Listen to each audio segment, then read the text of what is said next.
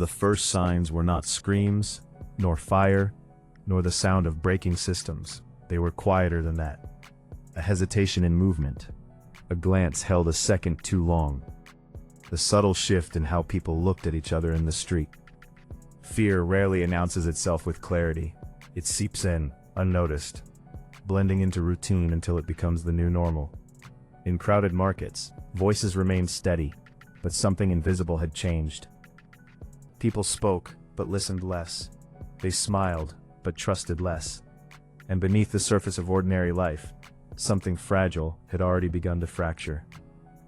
But no one understood what was coming next, because the collapse did not begin with chaos. It began quietly. Before the rupture, life followed predictable rhythms. Shops opened at dawn, children walked to school, workers filled streets with purpose and repetition. There was a shared assumption that tomorrow would resemble today. Stability was not questioned. It was felt, embedded in the routines of daily existence. Even when small disruptions occurred, they were dismissed as temporary, manageable. The system had always corrected itself before. It always would. This belief, deeply rooted, became the foundation of vulnerability.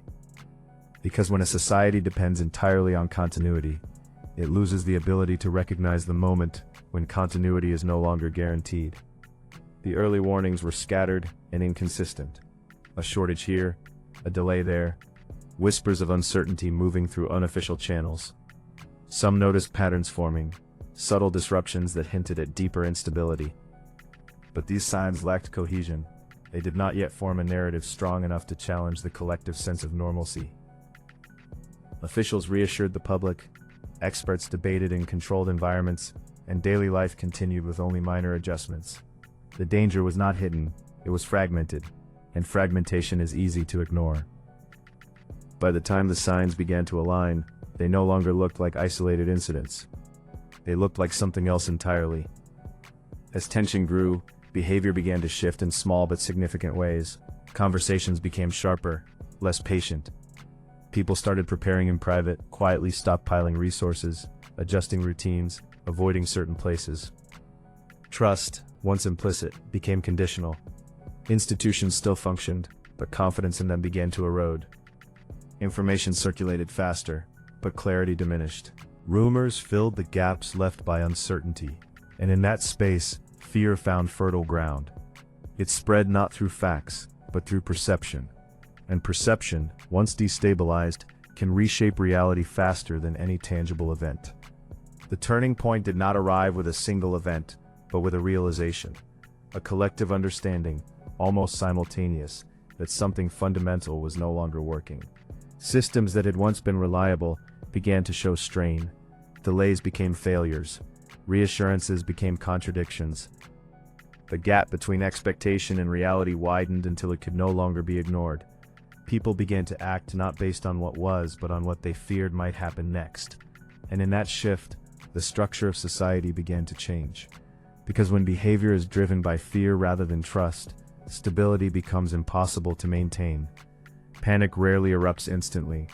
It builds pressure, layer by layer, until release becomes inevitable. When it finally surfaces, it appears sudden, overwhelming, unstoppable. Crowds move differently. Decisions become reactive, urgent, disconnected from long-term consequences. Individuals prioritize survival over cooperation. Systems designed for order struggle to contain the unpredictable nature of human fear. And as more people respond to perceived threats, those threats become real, reinforced by collective action. The collapse accelerates not because of a single cause, but because of countless individual reactions converging at once. In this phase, communication becomes both essential and dangerous. Information spreads rapidly, but accuracy declines. Contradictory messages create confusion, and confusion amplifies fear. People search for certainty, but find only fragments. Trust in official sources weakens, replaced by informal networks and personal judgment. This decentralization of information leads to fragmentation of response. Without a shared understanding of reality, coordinated action becomes impossible.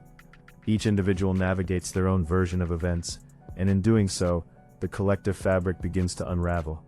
As systems fail, the consequences become visible. Infrastructure strains under unexpected pressure. Services once taken for granted become unreliable or unavailable. The absence of stability reveals how dependent society was on its unseen mechanisms.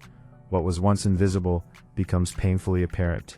The sound of silence where there should be activity, the absence of presence where there should be support. These voids are not just logistical failures. They are psychological shocks. They force individuals to confront a reality they were never prepared to face.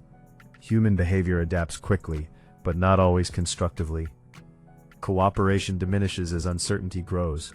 Social bonds weaken under pressure, replaced by self-preservation. Communities that once functioned as networks of support begin to fragment. Fear isolates individuals, even in crowded environments. The presence of others no longer guarantees safety. Instead, it introduces unpredictability. And unpredictability, in a state of heightened fear, becomes a threat in itself. The breakdown is not only structural, it is deeply human. Over time, the immediate intensity of panic begins to stabilize, but the damage remains.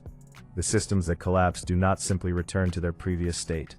Trust, once broken, is difficult to rebuild. The memory of instability lingers, shaping behavior long after the crisis has passed.